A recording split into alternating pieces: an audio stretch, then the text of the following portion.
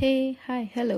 ఈరోజు మనం egg pudding ఎలా రెడీ చేసుకోబోతున్నామో చూడబోతాం. దానికి కావాల్సిన ఇంగ్రీడియంట్స్ ఫస్ట్ తీసి పక్కకు పెట్టుకోవాలి. ముందుగా ఎగ్ పుడింగ్లోకి ఒక 6 ఎగ్స్ తీసుకోవాలి. తర్వాత 6 గ్లాసెస్ ఆఫ్ మిల్క్ తీసుకోవాలి. 6 టేబుల్ స్పూన్స్ షుగర్ తీసుకోవాలి. కడ్డమన్ పౌడర్ తీసుకోవాలి. వెనిలా ఎసెన్షియల్స్ తీసుకోవాలి.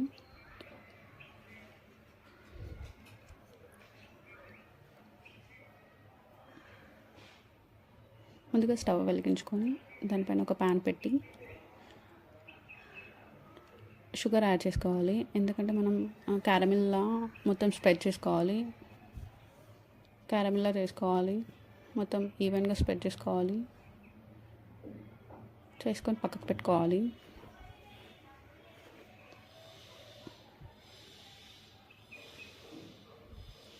తర్వాత ఒక బౌల్లోకి 1 table spoon of sugar and 1 egg, అలా ఈక్వల్గా 1 టేబుల్ స్పూన్ షుగర్ తీసుకుంటే 1 ఎగ్ అలా ఈక్వల్ మెజర్మెంట్స్తో తీసుకోవాలి.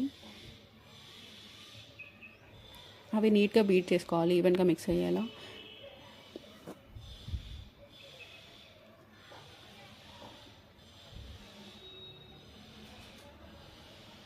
నెక్స్ట్ మనం ఒక ఎగ్కి 1 టేబుల్ స్పూన్ ఆఫ్ షుగర్ ఎలా తీసుకుంటామో అలాగే 1 గ్లాస్ ఆఫ్ మిల్క్ తీసుకోవాలి. తర్వాత ఒక 4-5 డ్రాప్స్ దాకా వెనీలా ఎసెన్షియల్స్ కలుపుకోవాలి. తర్వాత కడ్డమన్ పౌడర్ మిక్స్ చేసుకొని పెట్టుకుంటాం కదా, అది కూడా మిక్స్ చేసుకోవాలి.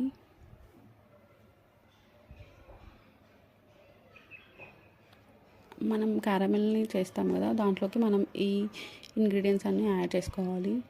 లిక్విడ్ అంతా యాడ్ చేసుకోవాలి.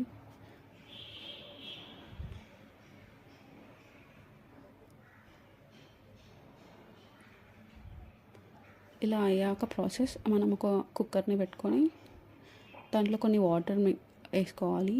వాటర్ వేసుకొని ఆ బాక్స్ని మనం దాంట్లో డ్రాప్ చేసుకోవాలి.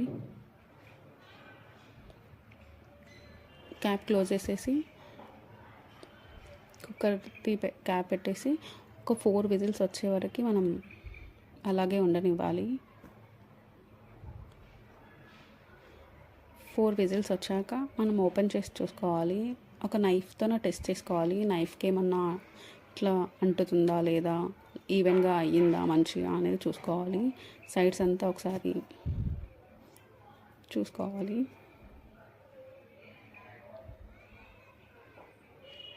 నెక్స్ట్ అది డీప్ ఫ్రిడ్జ్లో పెట్టాలి. ఒక 2 or 3 hours దాకా పెట్టచ్చు, మోర్ దెన్ అయినా పెట్టచ్చు.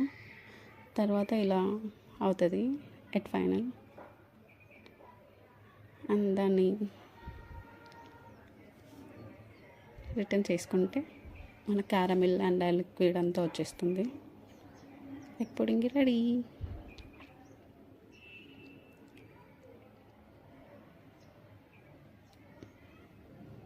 ఇప్పుడు మనం టేస్ట్ ఎగ్ పుడింగ్ని టేస్ట్ చేయాలి.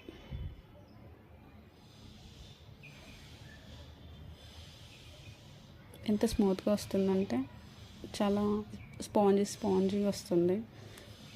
అదంతా సిరప్ దాంతో తినాలి, చాలా టేస్టీగా ఉంటుంది.